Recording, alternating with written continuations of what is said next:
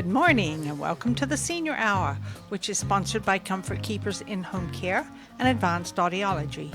I'm Barbara Cochran with my co-host, Dr. Jean Dorio. on your hometown station, KHTS. This is a show for, about, and by seniors, giving information to enhance one's quality of life. And speaking of quality of life, we have Dr. Dorothy Chu, who is the Assistant Clinical Professor, Division of Surgical Oncology at the City of Hope. Wow, that was a mouthful. And so her much. assistant? I'm the physician relations liaison. Physician, Yep. and your name is Mandy? Yep, Mandy Eggleseder. I didn't say that last name because I knew I'd mess it up. I'll take charge of that one. That's fine. I'll just say my last name. They're good. Mandy's good enough for me. And later in the hour, we will be talking with Nola Aronson of Advanced Audiology. But welcome to both of you. Thank you so Thank much you. for having us. Welcome back. Dorothy, Thank you. that's an interesting first name. I almost said Dorothy when I looked at it. Yeah, it's Dorothy. it's a German. I believe it's a Germanic derivation of Dorothea. And Dorothea. yes, I was named after a friend of the family, and that was the family version of Dorothea. Interesting. Well, you have an incredible background. Oh, thank you. Wow. But your specialty is breast oncology. Yes, I treat breast cancers as well as other advanced breast diseases. You mean there are other advanced breast diseases other than cancer? There are. Really? There are certain types of very bad infections that you can get in the breast. And there are other benign, non-cancerous, but can be troublesome lesions in the breast as well. So I deal with those.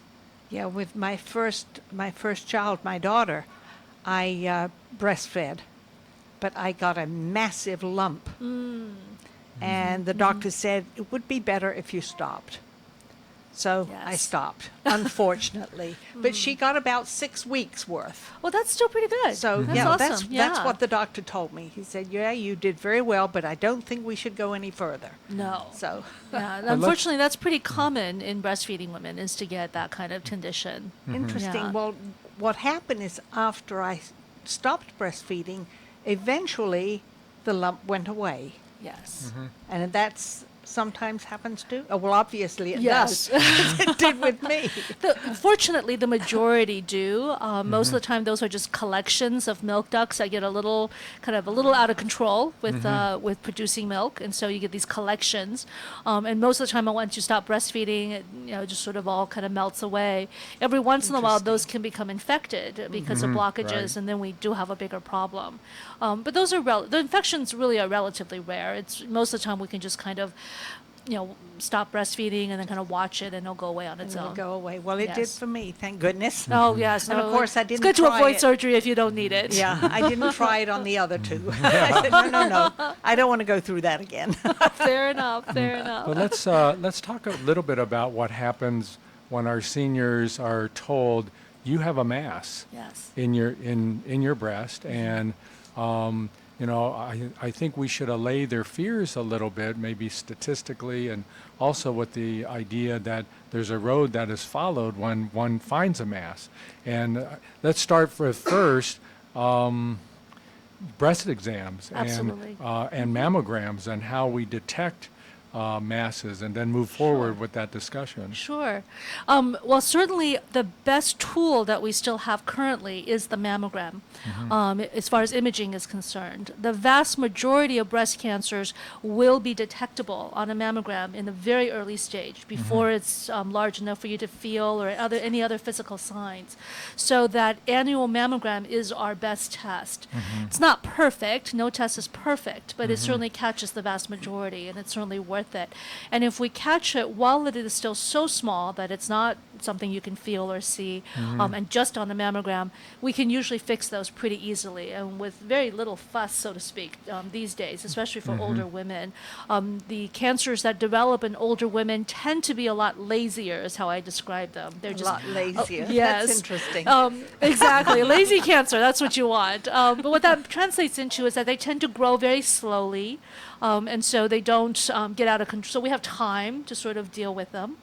They tend to be more restricted in terms of being local. They don't spread as quickly. Eventually, all cancer will spread if you leave it alone long enough. But certainly, they tend to be a little slower in doing that and take a little longer to do that. So what that typically means is that if we stick to a good schedule in terms of getting the annual mammogram, then we should be able to find the majority of them pretty early and be able to deal with it pretty easily. The tough part is, though, knowing if they're lazy or not.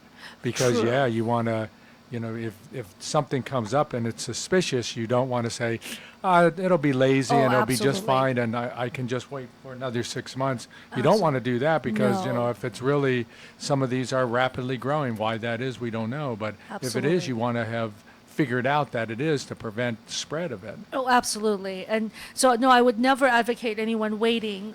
If there is either something that they do notice incidentally, where they feel a lump or notice other kinds of skin changes like redness that doesn't go away, dimpling of the skin, texture of the skin changes, where instead of being soft, it feels a lot firmer. We talk about an orange peel feel and look, but Yeah. that kind of stiffness to the skin. Those kinds of changes, if you ever discover them, should be looked at as quickly as possible. And Now- you don't always necessarily have to do a breast exam. You should, though, Yes. stand in front of the mirror Absolutely. and, examine both sides. And, breasts aren't always symmetrical Most of the time per they're se, not. but that's asymmetry or symmetry is going to stay the same. Absolutely. So if you start noticing differences in color or texture, Yes. then I think you need to be suspicious. And then a breast exam would be helpful. And then beyond that are the studies with the mammogram. Oh, absolutely. I think, the key thing that you just said, which is the absolute most important feature, is change. What I tell patients when I tell them, when I teach them about breast exams, the breast exam is not, that the patient does or the woman does on her own, is not designed to pick up a problem. That's not your job. I tell my patients, that's my job, to find the problem. But if you do a monthly self-exam, what you're really monitoring for is the same. So you're monitoring for normalcy. And that way, if you know what normal is for your breast, because you know what they feel like every day, so to speak, then when there's a change, that's when you should be alerted. It doesn't always mean cancer. In fact, most of the time it's not. But a change in anything needs to be evaluated. So it's really that ability to pick up the change. The issue is most women who don't do self-exams, what I hear is, well, I don't know what my breasts feel like. I don't know what they look like. So I can't tell you if this has been a change. And then it makes my job a little more of a challenge to try to sort out, is this something to worry about, or is this just a normal variation to the breast? So I think absolutely that self-exam, I think, can be a very important feature and part of every woman's routine. So let's say you find something. You say, yeah, this is not normal. Most people will go, they won't jump right away and say this is a problem, but they Right. will start to make note that, Sure.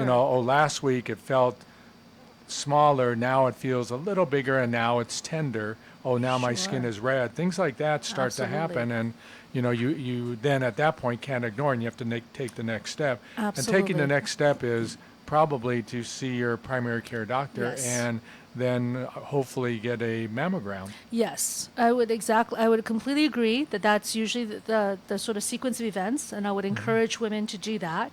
I think the primary care doctor that they have is absolutely the most critical person in this whole sequence of events, because if you have that relationship that you've built all this time to be able to report these kinds of changes, then it alerts everyone a little bit sooner, and then the appropriate tests can be done. And most of the- typically it's mammogram first. And most of the time, I want our women and even our men to realize that, when you see your primary care doctor, you sometimes only have 10 to 15 minutes to see them. Yes. So it should be foremost in your discussion. And even when you come in, a lot of the physicians have nurses, and you can alert the nurses to say, I'm here because I found what I think might be an abnormality. But you have to Absolutely. pursue it and put it forward so that Absolutely. you're at 14 minutes of your 15-minute stay, you're not bringing it up, and then you're rushed through it.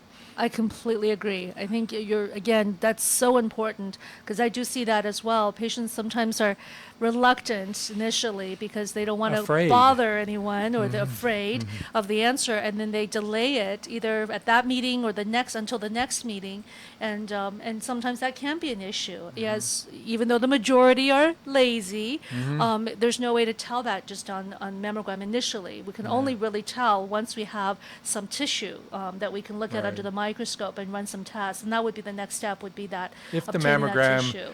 and they grade the mammograms, and the Yes. mammograms will give you an alertness as to whether you need to do something. And sometimes it'll Absolutely.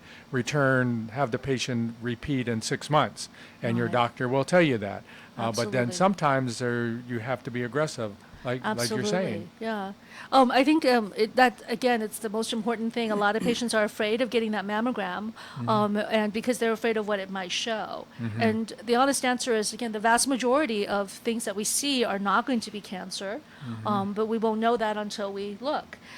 The other thing too is it's really important to follow the recommendations and to stay on top of that. And so you're right, certain features will be more suspicious, shall we say, than others. Some we can kind of watch and monitor, may not be quite as dangerous, but it really does require that level of expertise to really decipher that, and then for the patients to follow along. One of the things I like to tell my patients is, I'm only as good as you make me. So what that means is the patient has to tell me, first of all, if something is going on.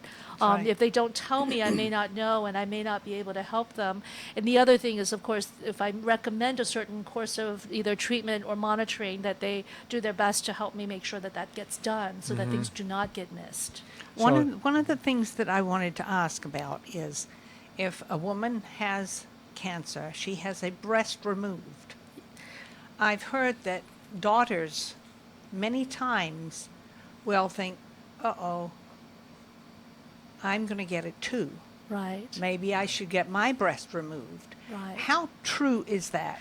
That's actually not very true. Okay. The vast majority of breast cancers are not genetic. Only about 10 to 15%, maybe up to 20 at most, are genetically related, meaning that there is some family history that may suggest that there is a gene or a group of genes involved. So the majority of breast cancers are what we call sporadic. They just happen. And what I tell patients again is that every woman, just by virtue of being a woman with breasts, we carry a lifetime risk, right around 10 to 12% of getting breast cancer, that just by being a woman. So that and that's no other factor, just by the fact that you're a woman and we get older, and we have that 10 to 12%. We all start from there. Now there are certain factors like family history that may increase your risk, but we all start there. So that means roughly 1 in 8 to 10 women will develop breast cancer in their lifetime.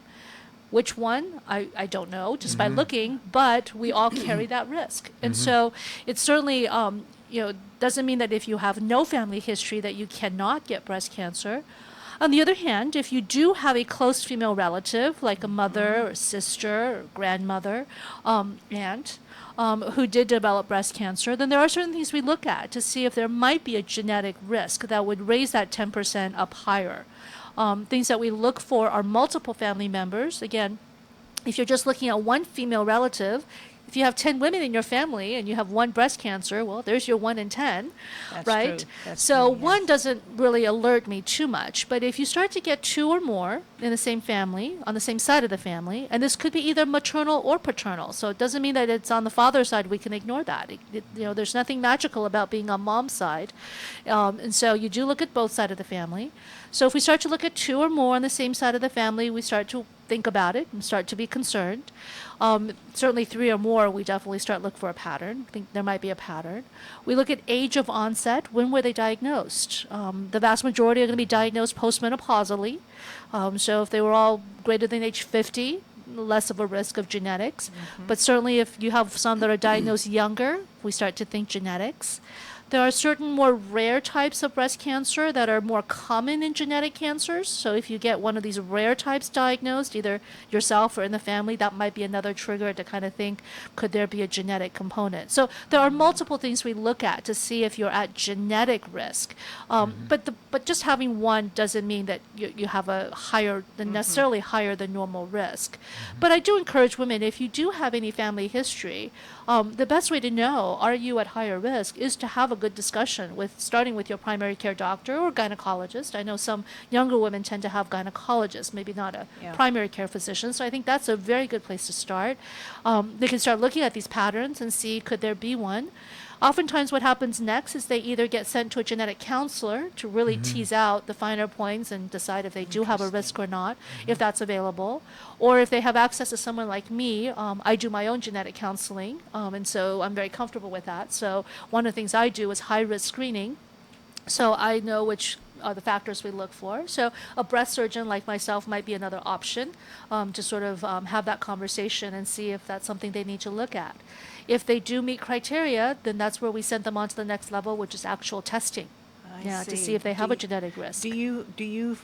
Have you experienced much of that in your practice? Yes, actually, I do. I have a good percentage of my current practice that is what we call high risk patients. So these are patients that at the moment do not necessarily have breast cancer, but they either have tested positive for a genetic mutation, or if not necessarily a genetic mutation we know of now, but they have a family history that's highly suspicious. The genetic testing that we can do is also dependent on what we know, and we're constantly adding to that reservoir of knowledge. Yes, so certainly mutations are out there that we haven't identified. So I have patients who have a family history that may not have a defined genetic mutation, but we still keep track of them, and we screen them a little differently. And so we can do that for them. Now, is there anything a woman can do to stave off anything like this? You know, Good question. going to the doctor first before something happens, that kind of situation? Well, certainly, I think prevention right now, it's still one of those categories that I wish we had more to offer women. We're still not at a point where we can really pinpoint, foods or specific items that we can avoid or take that can help. Estrogens, trauma, breastfeeding, there's some things, or whatever, there are some all a things that can toss-up. help. But having a specific meal or a specific food item, we're not quite there don't yet. know. But there are certain things that I think we do know that does increase your risk significantly. One is tobacco. So certainly smoking, we know it has a relation with lung cancer, but it certainly increases your risk for a whole host of cancers, and breast is one of them. And that's not necessarily, a lot of people aren't aware of that. Everyone thinks lung when I say smoking, but breast actually is increased quite a bit if you have a significant smoking history. Certainly quitting helps a lot to bring that down, but that does add to it. We do know women who are morbidly obese, and these are, certainly way out of the sort of ordinary range. We're not quite sure why that's the case just yet, but we certainly have found that those women may have a higher risk. So I would certainly encourage them to be screened appropriately. Again, dietary changes may help with that, but the exact mechanism we don't know. So it's really about screening. And those are, I would say, probably the two sort of biggest avoidable, so to speak, factors that women can think about. Everything else is sort of factors we can't change, like age, things like that. When I had that lump from breastfeeding my daughter, Yes. The doctor urged me to have regular breast cancers, breast Yes. screenings. Yes. He said you need to have them on a regular basis, every 6 months. Yes. Of course, that was a long, long time ago. Well, we still do that. But Uh-huh. it's still done. Yes. Because I go in once every 2 years now. Okay.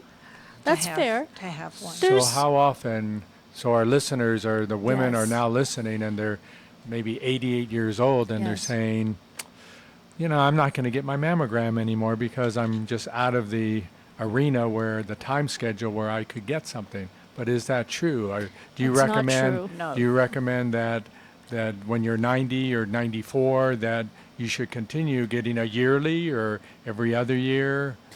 I certainly think if you are in good physical shape, good physical condition, there is no statute of limitations on when you Good. should stop taking Good. stop doing mammograms. So people should listen to that carefully absolutely. because Yes. every few weeks, somebody comes out with a new study that says, you don't have to get mammograms anymore. And I get appalled by that Yes, because my I do mother, too. who is a breast cancer survivor, she was in 1984, she had breast cancer, lumpectomy from that.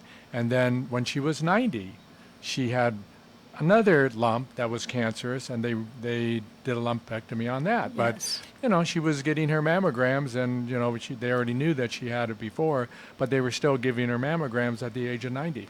Thank goodness. Absolutely. Thank goodness, yes. Well, as you get older, they may grow slower. True. However, But they're still you there. can still get them, and they could quite easily rapidly advance. Certainly And the once they older pick up you steam. get, I yeah. think the harder it is to fight off some of these. It can be, diseases. certainly. I mean, it definitely makes it more of a challenge in some of the more aggressive therapies that we offer patients. It may be harder to tolerate at older age. Having said that, again, the vast majority of cancers that do develop in the more advanced age tend to be, as I said, a little lazier. And what that typically means is that if we catch it early enough, and again, that's usually with the help of a mammogram, all it means typically for them is taking it out with a small lumpectomy, so they're not talking about major surgery. And they don't even usually have to do radiation, for example.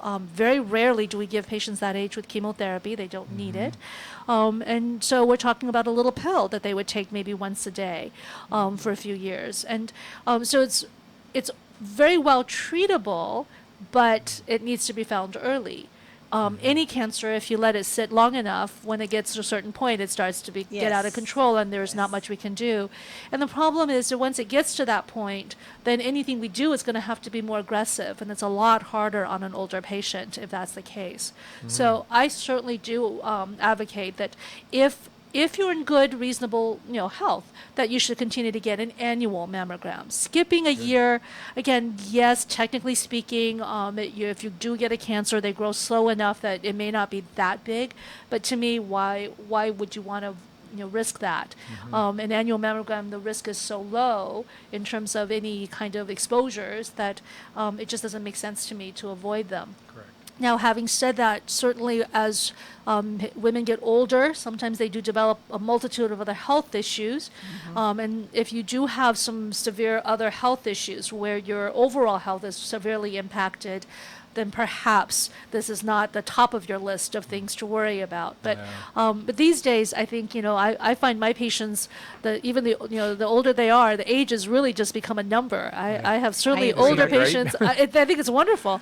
I have older patients that are probably in better physical shape than I am, frankly. And so to me, there's just no reason to stop getting mammograms on those ladies. If we can prevent a bigger problem down the line. So Dr. Chu, if anyone wants to get a hold of you at City of Hope, or Mandy, how do we do that? How do our listeners do that? Well, you can certainly go to our website, www.cityofhope.org/Santa Clarita, or you can call our number at 661-799-1999. We're happy to set anyone up with an appointment or come by and see me. I can introduce you to people, give you a tour. We're right across from City Hall on Valencia Boulevard. So. Well, thanks you guys for being on the show today. It was wonderful and super information, I think, Absolutely. for our listeners and the patients Thank you who so are much out for there. having having us. Appreciate it. Thank We'll be you. back Thank in you. just a few minutes on your hometown station, AM 1220 KHTS. Drugs or alcohol abuse can tear a family apart. In Santa Clarita, just like everywhere else, it's an epidemic. The Way Out Recovery is here to help. Call them now at 296-4444 or visit them on the web at thewayoutrecoveryscv.com. The Way Out offers outpatient treatment for adolescents, adults, and family members. The Way Out is compassionate, caring, professional, and confidential. You and your family don't have to suffer any longer. Call The Way Out Recovery now, 296-4444, or visit thewayoutrecoveryscv.com and make an appointment. Asking for help is the first step. Did you see that car? Isn't it the best? A moving advertisement. Command eye-catching attention with the Vehicle Wrap by Feathers. Feathers can turn your company vehicles into a cost-effective moving billboard. Their high-quality, high-resolution vehicle wraps deliver excellent marketing exposure. Feathers works closely with you to clearly display your message, whether it's for branding of a new product, increasing name recognition, or promoting an event. Feathers Vehicle Wraps gets the job done. Feathers on Soledad and Canyon Country across from Edwards Theaters. Olive Terrace Bar and Grill is the Mediterranean fusion restaurant in Santa Clarita. This Friday and Saturday, dine with the live musical styling of Lenny Dedman. Enjoy the old standards along with a mix of jazz and Latin music from the world-renowned musician as you dine on fresh seafood, mouth-watering prime steaks, artisan sandwiches, delicious pastas, and tasty kebabs. In Valencia on Copper Hill and Newhall Ranch Road by LA Fitness. Olive Terrace Bar and Grill. Delicious food seasoned with love. City of Hope is a world leader in cancer research and treatment. And there's a City of Hope community practice location right here in Santa Clarita, eliminating a major barrier in the fight against cancer: distance to quality care. Santa Clarita benefits from City of Hope's compassionate care and renowned clinical expertise. We offer many services at our Santa Clarita location, including medical and surgical oncology, infusion therapy, and chemotherapy. Our City of Hope Santa Clarita physicians maintain a close relationship with your primary care physician to ensure you receive the best care. City of Hope Santa Clarita is conveniently located, has world-class physicians, and accepts a wide variety of insurance plans.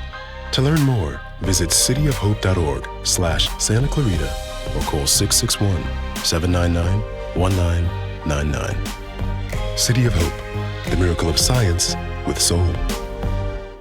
At Advanced Audiology, we know how important hearing is to you, your loved ones, your work success, your safety, and your ability to stay in the game. Most people won't admit hearing loss to themselves or others. We make it easy for you. Today's digital hearing aids come in a variety of styles, including invisible. All feature-rich, providing unparalleled hearing quality, wearing comfort, and automation that simplifies your life. Don't be fooled by our imitators. There's only one Advanced Audiology with the purple sign next to AAA on Valencia Boulevard.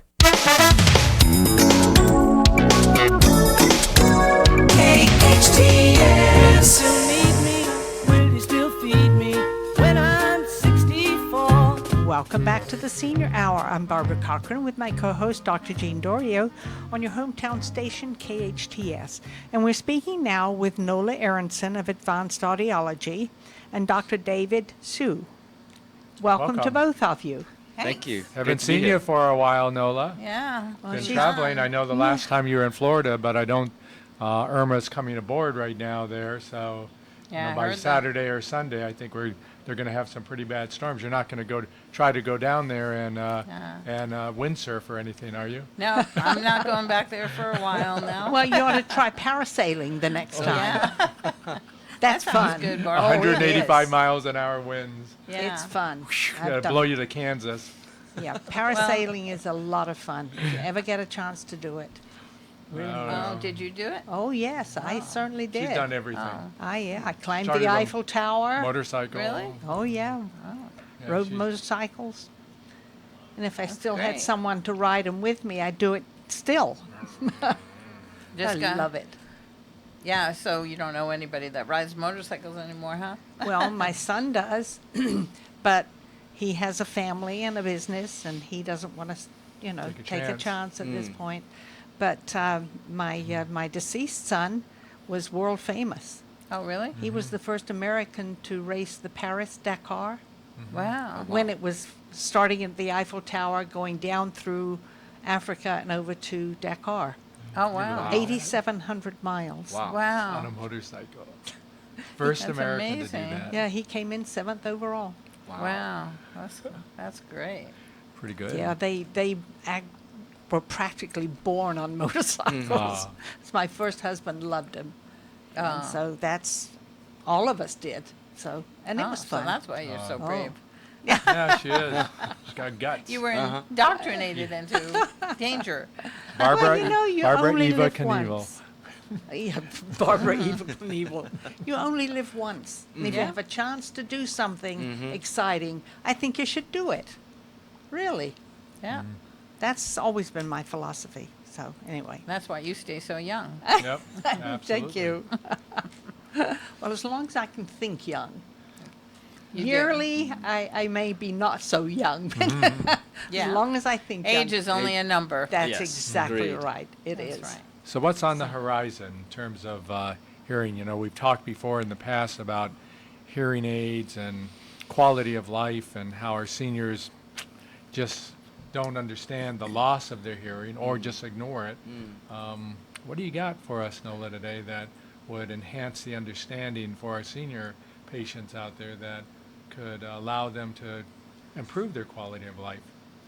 Well, the technology today is so far surpassed what we've ever had before. So, as you know, we're celebrating our 30th anniversary in the Santa Clarita Valley this year. Wow. We're going to be having some big gala coming up, so stay tuned. Okay, we will. What is the exact date? You I remember the- don't want to say right now. No, She's no, no, gonna no, keep us in for suspense. that you open, though. Oh, Or you can't. You it's can't. this whole year. It's just The whole the year. exact date. Yeah, Well, 'cause this is it's the January. city. I'd say January. January. Yeah. Okay. In fact, yeah, I came here. I moved to Santa Clarita, and then it became a city. Same Right. year I came here. Mhm. So, so it's really exciting. 1987. No, 84, wasn't it? No, 87. 87. 87. Yeah, because this is That's right, it's the December 30th year I think this it's year. December 15th, something Right. like that.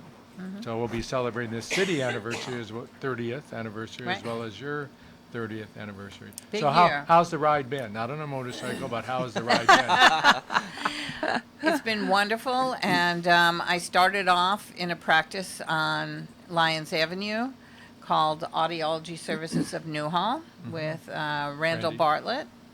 And now I am the proud owner of that business again. So I've come full circle, and Randy Bartlett retired, and I'm still growing, even though I'm the same age. So I'm like you, Barbara. I'm trying to stay young. Yes, you know? absolutely.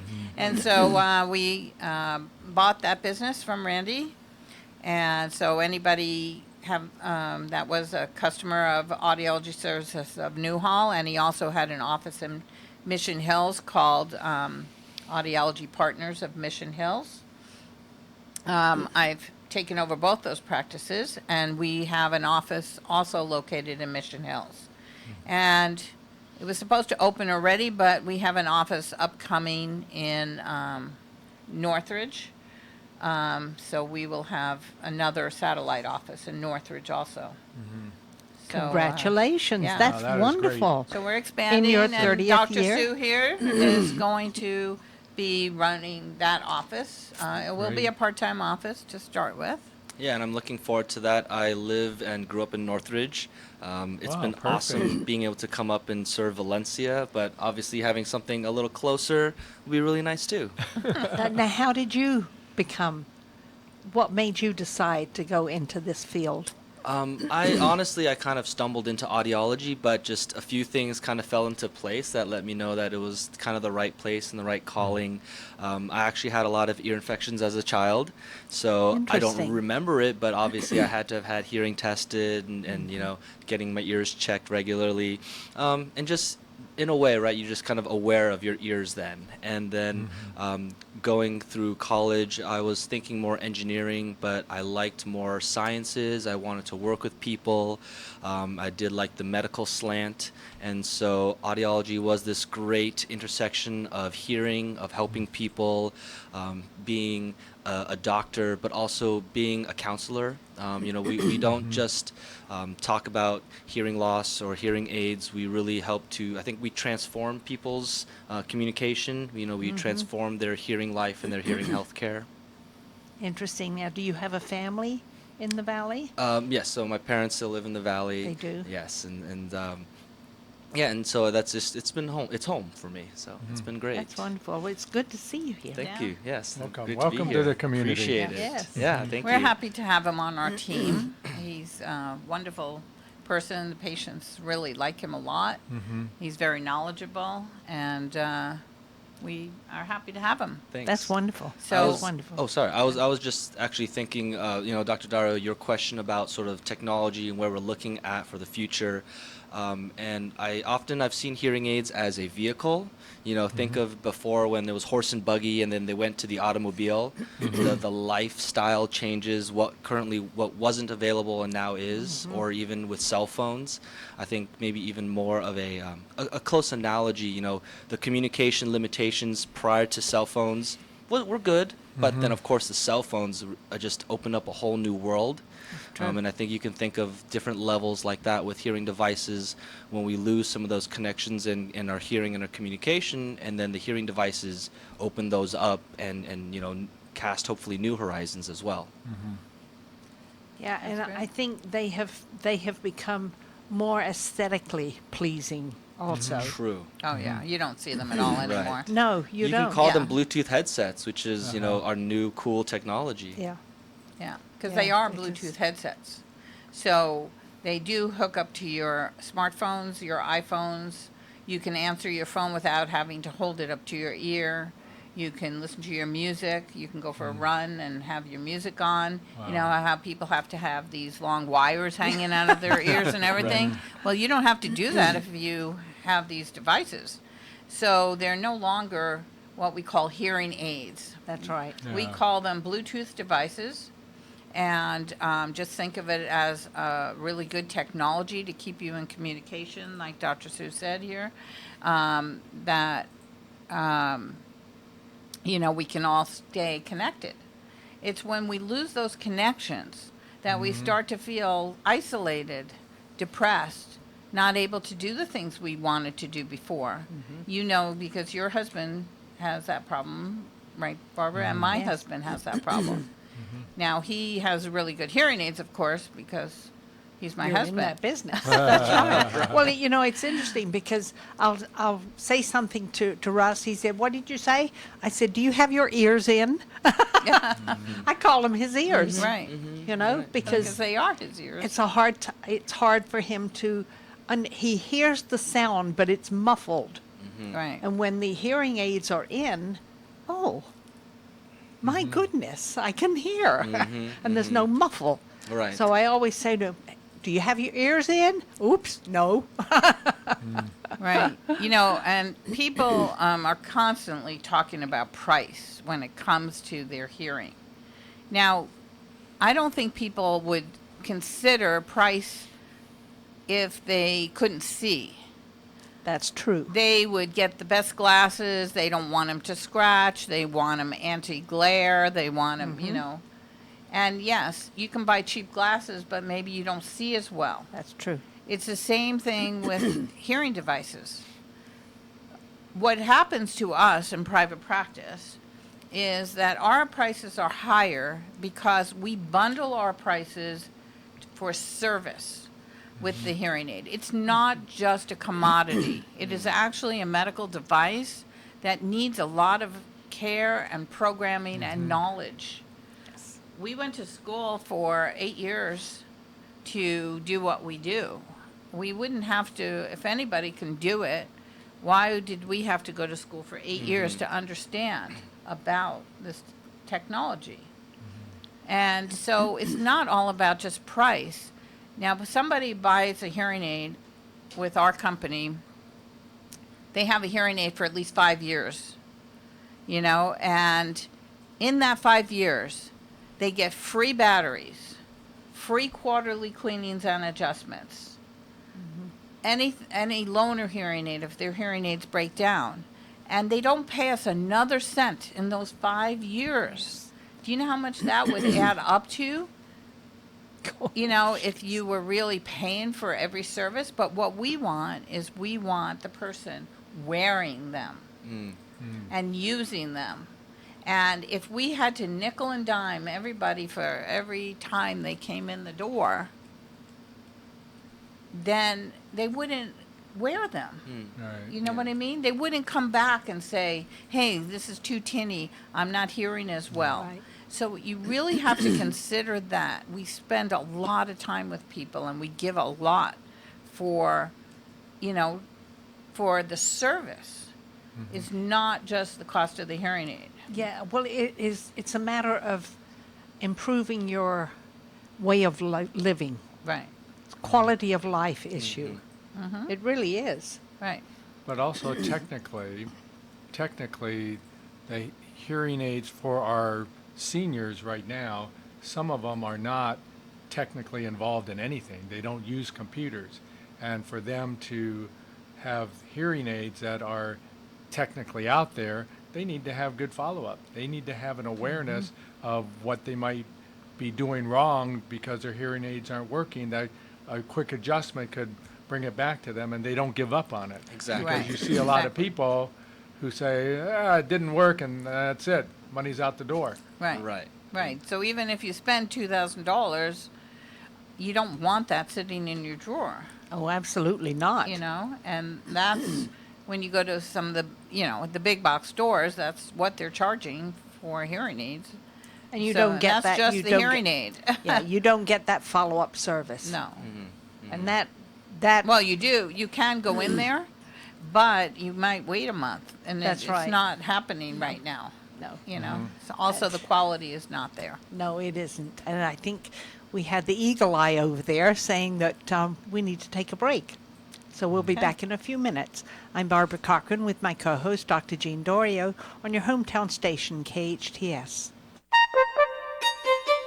Santa Clarita Philharmonic has begun its season of free concerts. The SCP is a non-profit community-based volunteer symphony orchestra comprised of local musicians from throughout the Santa Clarita Valley who are dedicated to providing quality classical music for the residents of the Santa Clarita Valley.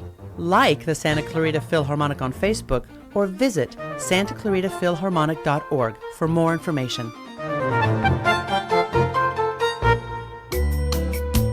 Satisfy your sweet tooth with a bite of sweet perfection from Nothing Bundt Cakes in Valencia. Their decadent cakes are ideal for your next birthday, anniversary, baby shower, wedding, holiday party, and more. Nothing Bundt Cakes makes their treats readily available without compromising quality. You can expect real butter and cream cheese, fresh eggs, and lots of love in each of their 10 luscious flavors. To order your own sweet treat, visit their Valencia Bakery in the Whole Foods Shopping Center or log on to nothingbundcakes.com. If you're in danger of losing your home to foreclosure, you need an expert. Hi, I'm Rich Sherman with Alta Realty. I've helped hundreds of Santa Clarita residents save their homes completely for free. I've got just over 20 years experience and a loan modification success rate of over 80%.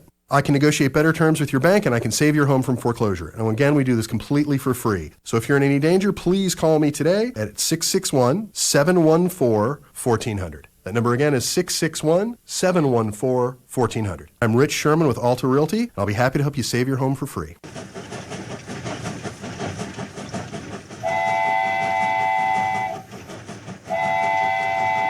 All aboard! Lark Ranch is inviting the entire community to hop aboard the Lark Train of Love, a very special fundraiser on Sunday, September 17th, packed with great food, fun, games, and dancing to the tunes of the 50s, 60s, and 70s. The Lark Train of Love offers fun for the whole family, and all proceeds benefit Lark Ranch's program for developmentally disabled adults. Book your tickets today online at larkfoundation.org or call 661-296-8636, extension 219. Get ready to move your caboose.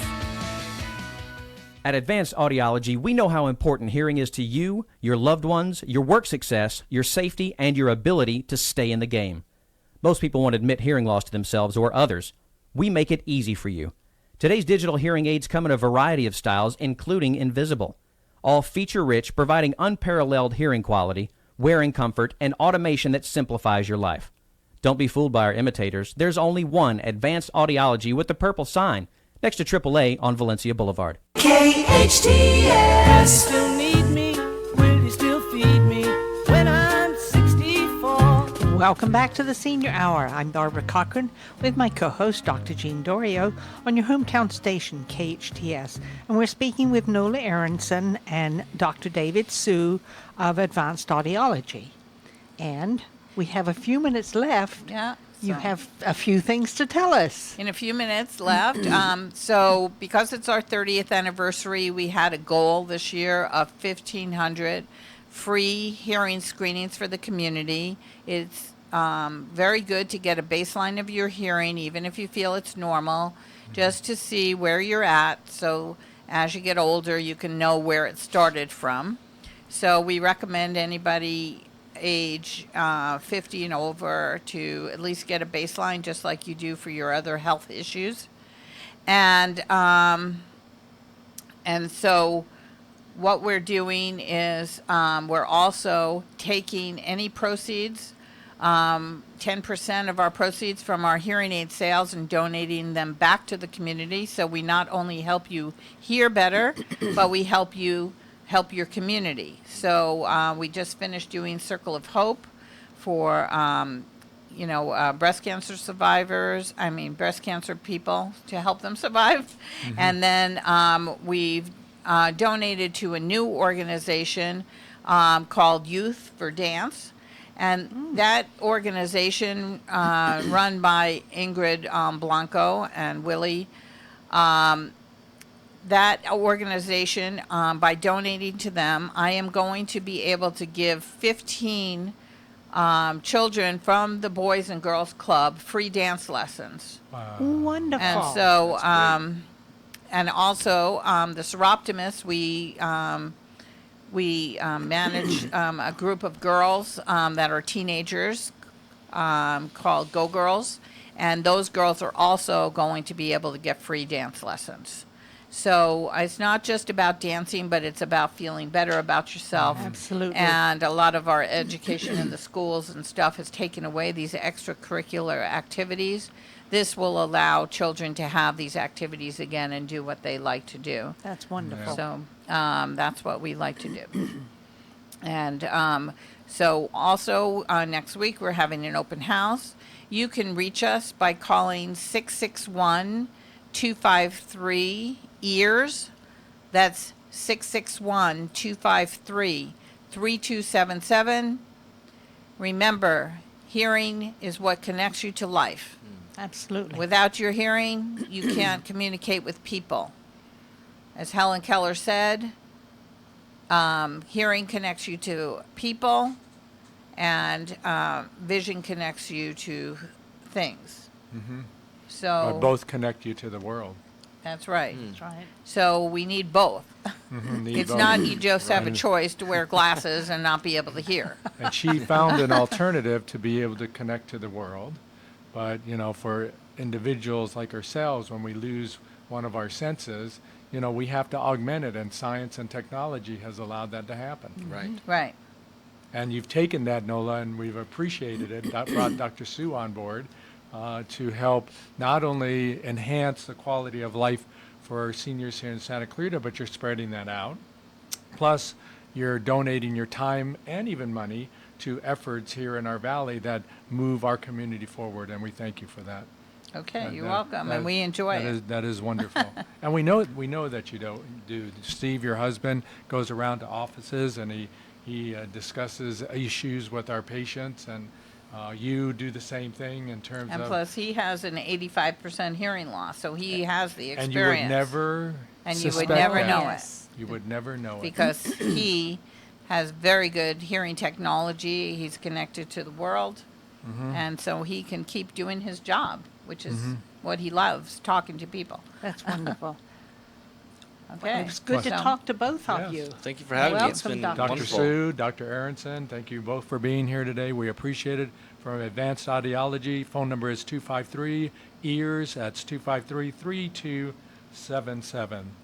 Once you. again, thanks to both of you being on the show and everything you're both doing to the community. We always thank you for good to that. be with you guys. Right. It's our honor. It's fun. It is. Yeah. It's lots of fun. We are sponsored by Advanced Audiology and Comfort Keepers in-Home Care. Listen to us next week on the Senior Hour. Now go and enhance your quality of life.